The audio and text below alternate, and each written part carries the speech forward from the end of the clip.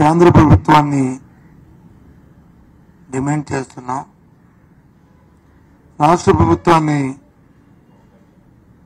ఒత్తిడి తీసుకోమని కోరుతున్నాం.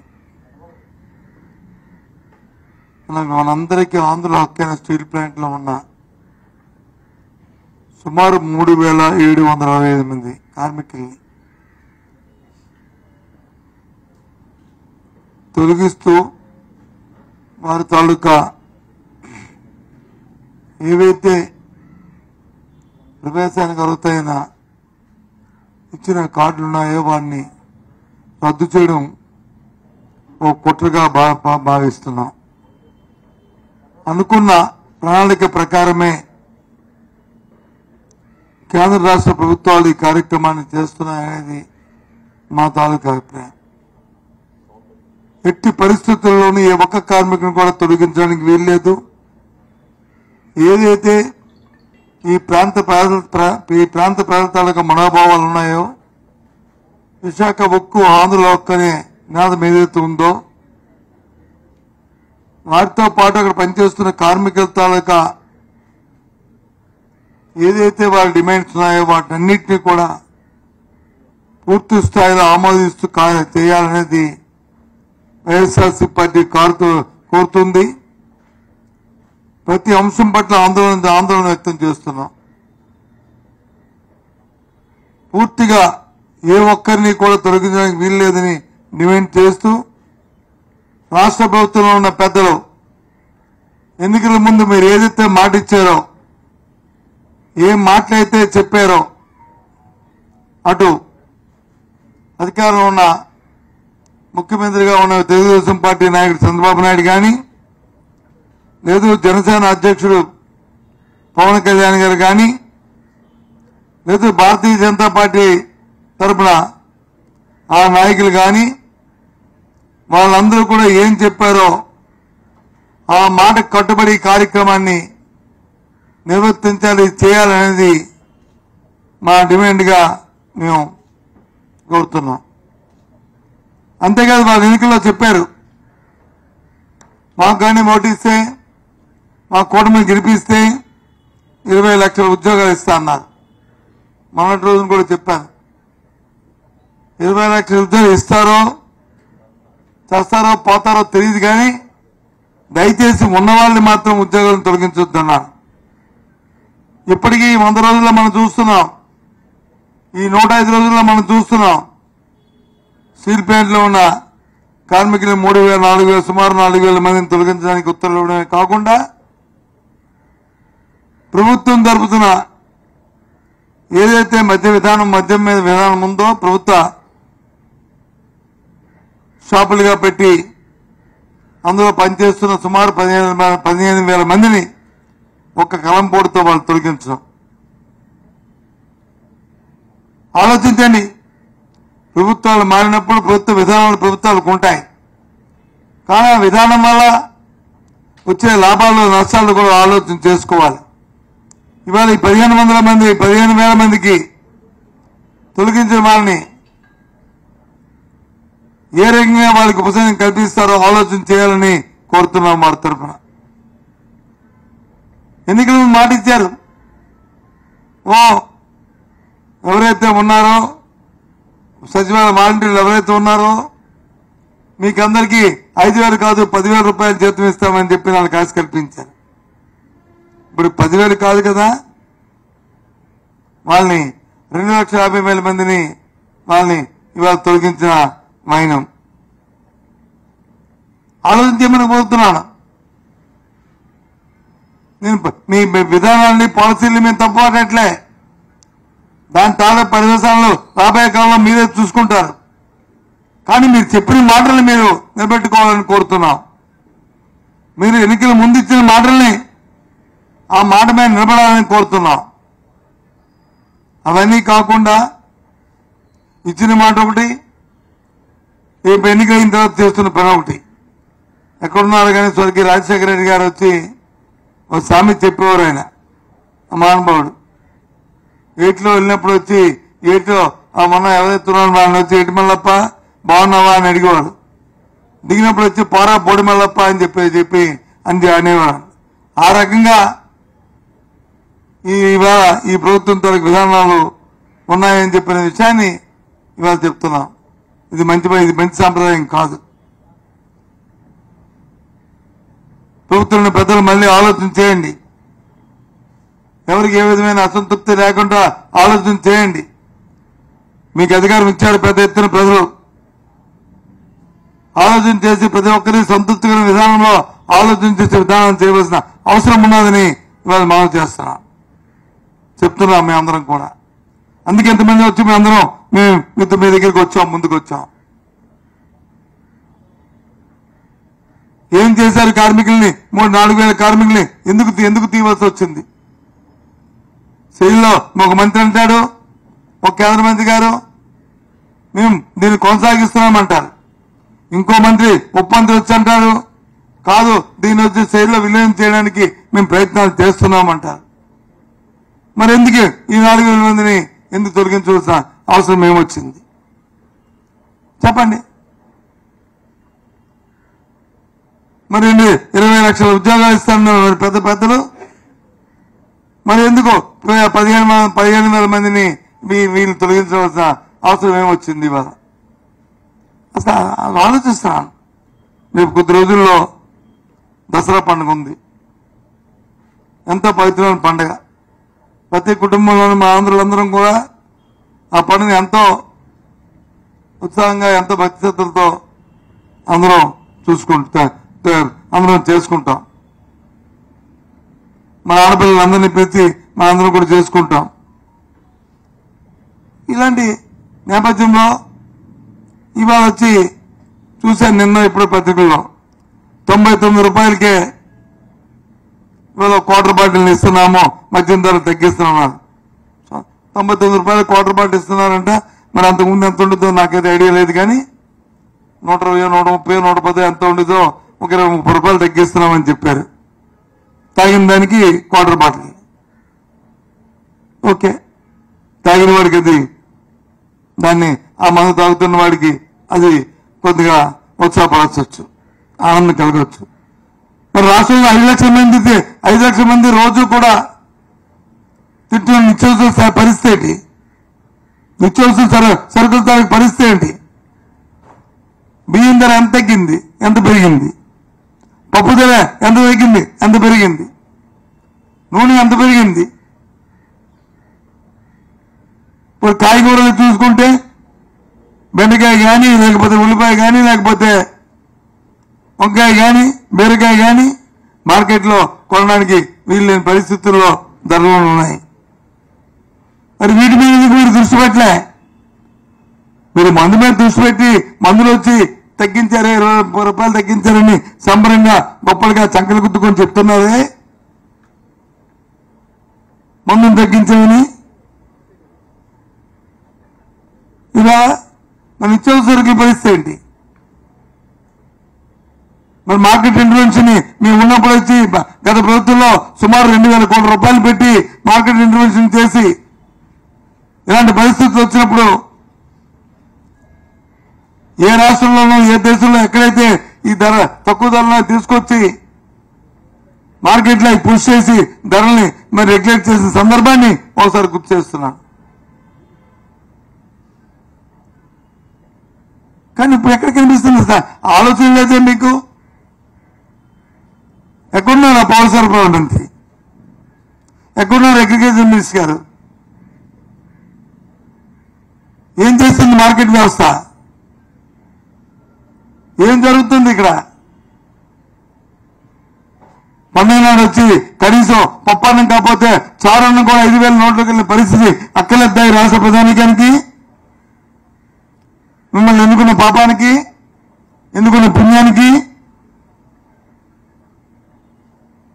ఇది న్యాయమేనా? అసలు మీ ఇంటర్వ్యూషన్, దాని మీద మీరు తీసుకున్న చర్యలు, దాని గురించి ఆలోచిస్తున్నట్టుగా మీరు చేస్తున్న రివ్యూస్ ఏం చేసుకున్నారో మరి గొప్పగా మిగతా విషయాలు పత్రికలో చెప్తాను. వీటిని ఎందుకు ప్రజలకు మేము చెప్పట్లే? ఎందుకు ఆలోచన చేయట్లే?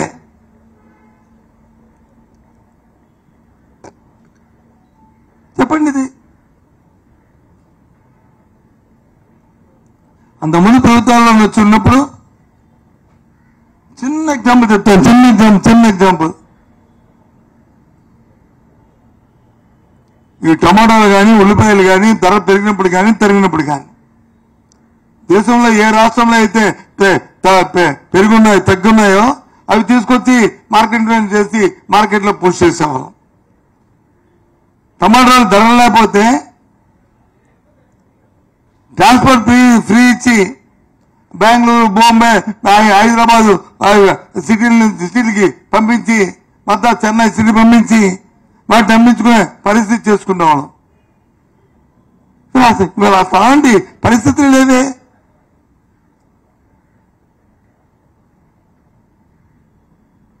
ఫైన్ వెరైటీకి కానీ ధరలు పెరిగిపోతే మన పక్క రాష్ట్రాలకు వెళ్తున్న ఎక్స్పోర్ట్స్ కానీ లేకపోతే అన్యాక్రాంతికి వెళ్తున్నాం కానీ అరికెట్టి మన మార్కెట్ ఇంటర్వెన్షన్ అరికెట్టి రెగ్యులేట్ చేసి అందుబాటులో తీసుకొచ్చేవాళ్ళం. లేదు పై రాష్ట్రాలను తెప్పించి వాటికి వచ్చి అందుబాటులో వచ్చినట్లు ఆ కార్యక్రమం చేసేవాళ్ళం.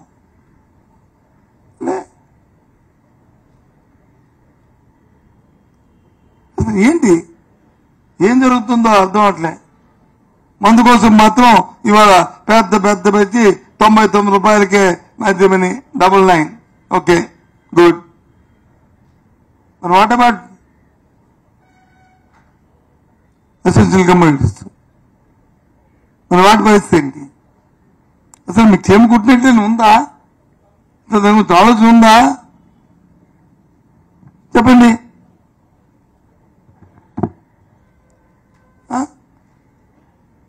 అదే నేను మనం చూస్తాను.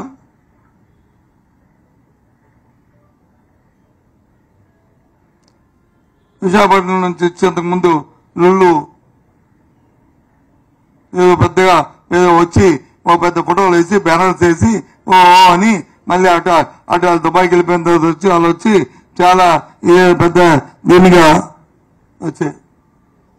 ఆ రోజు లొల్లు ప్రాజెక్ట్ నచ్చి వైజాగ్ నుంచి ఎందుకు వద్దనుకున్నాం? వద్దనుకున్నాం. ఈరోజుకి చెప్తున్నాం వద్దనుకున్నాం. ఎందుకు వద్దనుకున్నాం? ఆ లొల్లు ప్రాజెక్టులో ఉన్న ఒప్పందం ఏంటంటే ఆ రోజు సుమారు 13 ఎకరాలు మన బీచ్ పక్కన రామకృష్ణ బీచ్ దగ్గర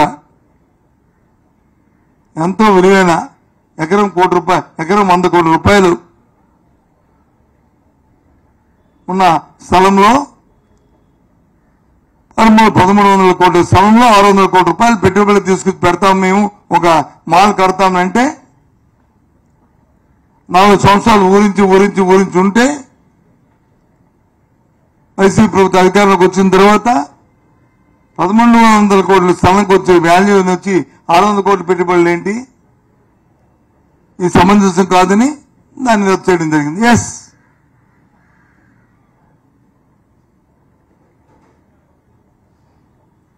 అక్కడ మన పోర్టు హాస్పిటల్ ఆపోజిట్ లో పోర్టు స్థలంలో సుమారు 17 ఎకరాలలో ఎన్నర్ బిట్ మాల్ని అది 600 కోట్లే అక్కడ కడుతున్నా. అప్పుడు 4-5 ఫ్లోర్లు అయిపోయింది. ఒక ఐటీ టవర్ కూడా 2 లక్షల ఎస్ఎఫ్టీతో ఐటీ టవర్ కూడా కడుతున్నాం. ఓ 2000 మందికి ఉపాధి అవకాశాలు వచ్చేటట్లు. ఆ ఐటీ టవర్ వస్తే ఆ ప్రాంతం అంతా కూడా ఎంతో, అక్కడ ఒక మాల్ వస్తే ఆ ప్రాంతం అంతా కూడా ఎలివేషన్ వస్తుంది. కానీ ఇక్కడ ఈ ప్రాంతంలో ఇప్పటికీ ఎలివేటెడ్ గా ఉంది. ఈ ప్రాంతం ఇక్కడ అవసరం లేదే. అవసరమే ఎంత మనం ఇచ్చే వాళ్ళకి ఇచ్చే ప్రభుత్వం దేనికంటే ఓ 10 రేట్లు వచ్చి వాళ్ళు ఎక్కువగా తీసుకు పెట్టుబడులు కనిపెట్టి తద్వారా ఎంప్లాయ్మెంట్ జనరేట్ అయితే ఇట్స్ ఫైన్. మన ప్రభుత్వ స్థలం తాలూకా ధరలోనే సగం పెట్టుబడి లేకపోతే ఒక మాల్ కడితే దానికి వచ్చి పెద్దగా, అందుకే వద్దన్నాం. ఇవాళ కూడా చెప్తున్నాం.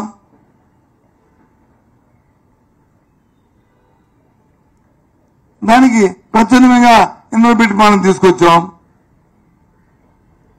వాళ్ళకేమి ఇంత ధరలో స్థలం ఇవ్వలేదే మనం. పోర్టులో ఉన్న మరి ఖాళీగా ఉన్నదాన్ని 17 ఎకరాలు వాళ్ళకి లీజుకి ఇచ్చాం పోర్టులో. దాంట్లో ఆ 600 కోట్ల రూపాయలతో అక్కడ కడుతున్నారు. దాంతోపాటు 2 లక్షల ఎస్ఎఫ్టీ కూడా అందులో భాగంగా ఐటీ టవర్ కడుతున్నారు. దాంట్లో 2,000 ఉద్యోగాలు కూడా వస్తున్నాయి. తప్ప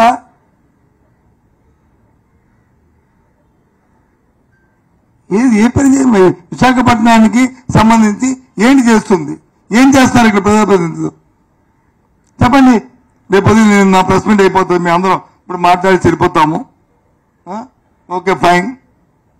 ఎల్లుండి వచ్చి కాదు సత్యబాబు గారు చెప్పింది అబద్ధం. ఇగో వీళ్ళందరూ కూడా ఈ నాయకులు వచ్చి నాయుడు గారు నాగేశ్వర గారు రామరావు లేదా కన్నబాబు అదే ధర్మశ్రీ లేదా కేకే రాజు అందరూ కూర్చొని ఇది చెప్పింది పచ్చి అబద్ధం అని చెప్పండి, తప్పలేదు. ఇగో దీని కాదు రేపు 4,000 కోట్లు పెట్టుబడి వస్తుంది, ఇల్లు పెడుతుంది ఇక్కడ అని చెప్పండి. తప్పు మాట్లాడాలని చెప్పి మేము దాన్ని సమర్థించుకుంటాం, దాన్ని ఒప్పుకుంటాం.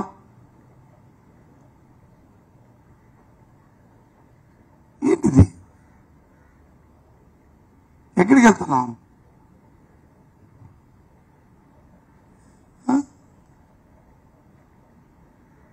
ఆలోచించమని కోరుతున్నాను.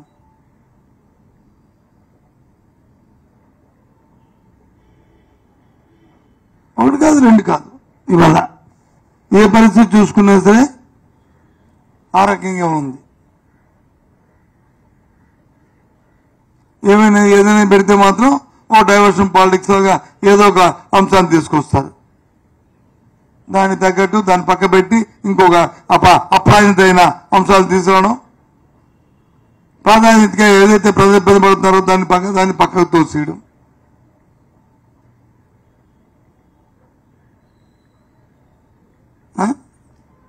ఇది న్యాయమే, ధర్మం అనేది ఇదేనా?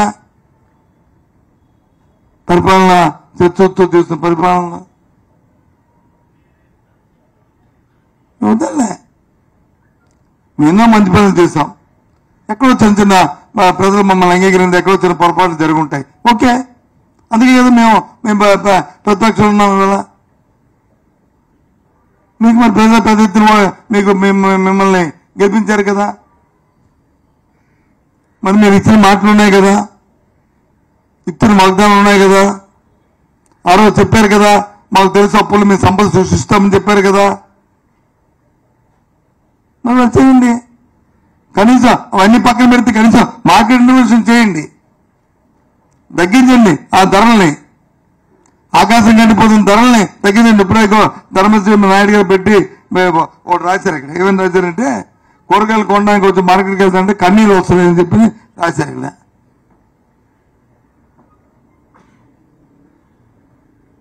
కూరగాయలు కొనడానికి వెళ్తే కన్నీళ్ళు. ఎస్, ఇది వాస్తవమే. మనం ఏమి మాటల్లో చెప్పక్కర్లేదు. ఇది నిన్నకి ఇవాళకి రేపటికైతే ఎంత ఆ ఫ్యామిలీలో ఆ సామాన్య కుటుంబంలో ఎంత ఒడిదుడుకులు వస్తాయి, వాళ్ళ ప్లాన్ ఎంత దెబ్బతింటో తెలియదు. ఇంత వ్యత్యాసాలు వస్తాయి. 30 రూపాయలు ఒక మందు బాటిల్కి వచ్చి ధర తగ్గించాలని చక్కలు గుద్దుకొని చెప్తున్న మీరు అంటే ఒక 20% 30% అంతకు ముందు దానికంటే తగ్గించామని చక్కలు గుర్తున్న మీరు మన నిత్యావసర వస్తువులకి ఎంత పర్సెంటేజ్ పెరిగింది? 25 నుంచి 40% పెరిగిందా లేదా? మరి దానికి సమాధానం ఏంటి? అవి మీ ప్రాధాన్యత కాదా? ఈ పప్పు, ఉప్పు, బియ్యం, నూనె, వంకాయ, బీరకాయ ఇవి మీ ప్రాధాన్యత అంశాలు కాదా? ఇవి ఉల్లిపాయలు ఇవి ప్రాధాన్యత అంశాలు కాదా? రవ్వ పిండి, గోధుమ పిండి ఇవి ప్రాధాన్యత అంశాలు కాదా? చెప్పండి. లేదు స్టీల్ ప్లాంట్ లో 4,500 మంది ఉద్యోగులను తీసేస్తుంటే అవి మీకు ప్రాధాన్యత అవసరం కాదా?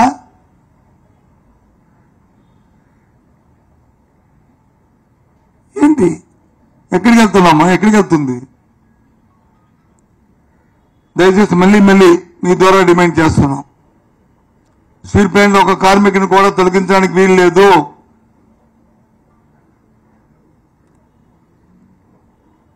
మధ్యంలో మీ విధానం మీది. కానీ అక్కడ పనిచేస్తున్న ప్రభుత్వ షాపుల్లో పనిచేస్తున్న ఎవరైతే 15,000 మంది ఉన్నారో వాళ్ళకి ఆల్టర్నేటివ్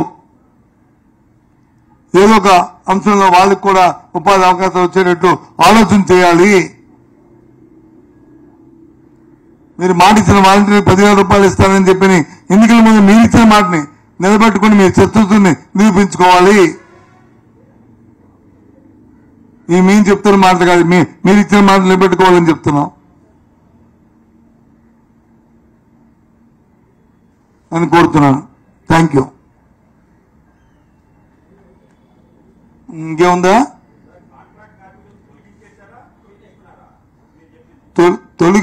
తొలగిస్తున్నామని చెప్పిన వాళ్ళకి ఇచ్చిన ఏవైతే కార్డులు ఉన్నాయో ఆ కార్డులను వచ్చి వాళ్ళు తీసుకోవడం జరిగిందని కార్మికులందరూ కూడా పెద్ద ఎత్తున స్టీల్ ప్లాంట్ లో ఉదయం నుంచి అక్కడ ధర్నాలు చేస్తూ వాళ్ళందరూ కూడా ఆందోళన చేస్తున్న నేపథ్యంలో చెప్తున్నాం. అందుకే తొలగించొద్దని చెప్తున్నాం.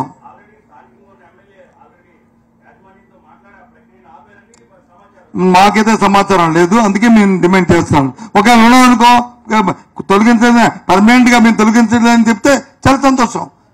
మేమే ఎవరి మీద బురద జల్లడానికో రాయిస్తానికో రెడీగా లేము. మా దగ్గర అవును వాళ్ళు ఆందోళన చేస్తున్నారు అందుకే కదా చూమిటిదే మీకు చూస్తారా వీడియో వీడియోలో చూమిటిదే తొలగిస్తున్నందుకే తొలగిస్తారని అర్థిస్తూనే ఆందోళన చేస్తున్నారు. తొలగిస్తున్నారని ఆందోళన చేస్తున్నారు. తొలగిస్తారని ఆందోళన చేస్తున్నారు. అందరు ఎప్పుడైతే ఈ కార్డులని అందరు రద్దు చేశారో అలా ఆందోళన చేస్తున్నారు. దాన్నే తొలగించడానికి వీల్లేదని చెప్పి మేము డిమాండ్ చేస్తున్నాం. దాన్నే చేయాలని ప్రభుత్వం మీద కేంద్ర ప్రభుత్వం ఒత్తిడి తీసుకురావాలని నేను రాష్ట్ర ప్రభుత్వాన్ని కోరుతున్నాం. దాన్నే ఒకవేళ మీరు చెప్పినట్టు ఒకవేళ అయ్యి పర్మనెంట్ గా ఉంటారంటే చాలా సంతోషం. దాంట్లో కాంట్రవర్సీ ఏముంది? కాంట్రవర్సీ ఏం లేదే. మీరు కూడా చెప్పండి దయచేసి. ఏదమ్మా నువ్వు వైజాగ్ కూడా నేను వైజాగ్ ఉన్నాను కదా. నాకు తెలియదు రేట్లు. నాకు తెలిసిన రేట్లు ఏంటంటే ఎకరం 100 కోట్లు ఉంటుంది అనుకుంటున్నాను. నేనైతే అనుకుంటున్నాను. అవును చెప్తాను కదా. మరి 100 కోట్లని 13 ఎకరా అంటే 1300 కోట్లు ఉంటుంది కదా. అప్పుడు పెట్టింది 600 కోట్లు బాసు. ఇప్పుడే మొత్తం అన్నిటికీ 3 రాష్ట్రాల్లో అన్నిటికీ విజయ్ నీకున్న సమాచారం ఇది, మాకున్న సమాచారం ఇది. మళ్ళీ ఒకసారి మీ ప్రెస్ హెడ్ క్వార్టర్స్ కొనుక్కొని మళ్ళీ మాట్లాడి చెప్తాను. అప్పుడు వైజాగ్, తిరుపతి, విజయవాడ అన్ని కలిపి అర్థమైందా? అది ఒకవేళ నా తప్పైతే రేపు నెక్స్ట్ పాయింట్ మీద అడుగు. అవును నాదే సమాచారం వాపని చెప్తాను. నేను చెప్తుంది కరెక్ట్ అని నేను మాట్లాడతాను. ఇంకే చెప్పు.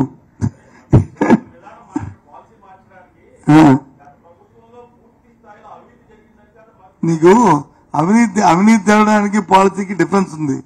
అవినీతి జరగడం అంటే ఏంటి? దేనికి ఎక్కడ అవినీతి జరిగింది చెప్పను. చెప్పు. నీకు తెలిసి చెప్పు. చెప్తాను. లేదు అమ్మకాలు లెక్క లేదు, పత్రం లేదు. ఎస్ పోనీ ఇంకా నాకు తెలియదు. నీకు తెలిసిన నాకు తెలియదు. ఒకవేళ నువ్వు చెప్పినైతే అవన్నీ టైటిల్ చెయ్యు. ప్రభుత్వంలో తీసుకెళ్లి ప్రైవేట్ చేతిలో పెట్టే బదులు అవన్నీ టైటిల్ చెయ్యు. లెక్కలకు వచ్చి కంప్యూటర్ పెట్టు, లేకపోతే ఒక కార్డ్ సిస్టమ్ పెట్టు, లేకపోతే తెల్లవారేసి మానిటరింగ్ కి ఇంకో 5 పెట్టు. ఎవడొద్దాడు నేను ఏమో నేనేం చెప్పాను. పాలసీస్ మీకు వెళ్ళట్లేదు, నువ్వు వెళ్తున్నావు. ప్రభుత్వం పాలసీలు వాళ్ళు తీసుకుంటారు, తప్పు కాదు, తీసుకోమని. మన ప్రైవేట్ ని గవర్నమెంట్ ప్రైవేట్ ఎందుకు చేస్తున్నారో నాకు సంబంధం లేని విషయం అది.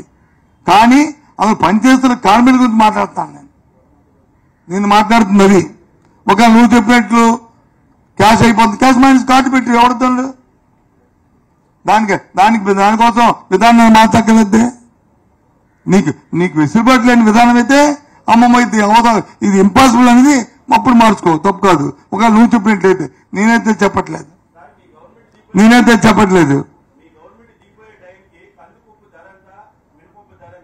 చెప్పు నువ్వు చెప్పు రేపే చెప్తాను కదా. 20 అప్పటికి 34% పెరిగింది. పద మార్కెట్కి వెళ్దా నువ్వు నీ అన్నం పద. ఇగో నువ్వు పని చేయి. ఇగో బాసు ఇలాంటి బాసు ఏ పేపర్ తెలియదు కానీ TV5 ఇలాంటి సొల్లు కబుర్లు చెప్పుకో. TV5 నేను అడుగుతున్నాను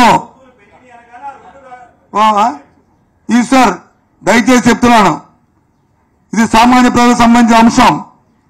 నీకు ఇంకా ఈ TV5కి ఇంకేమి ఉంటాయి, నీతో పాటు నేను వస్తాను. ఇద్దరం కలిసి మార్కెట్కి వెళ్దాం. మార్కెట్లో కానీ వాళ్ళు వచ్చి బాగున్నాయి బాబు ధరలు మీరు చెప్పిన అబద్ధం అంటే అక్కడ తలదించుకొని క్షమాపణ చెప్తాను. పదార్థం అంతేగాని నువ్వు ప్రజలకు తరపున వచ్చి ఈ పెట్టుకుని ప్రజలను అన్యాయం చేయకు. వాళ్ళు కడుపును కొట్టకండి. మీరు వాళ్ళ తాలూకు జీవితాలతో ఆటలాడుకోవద్దు దయచేసి చెప్తాను.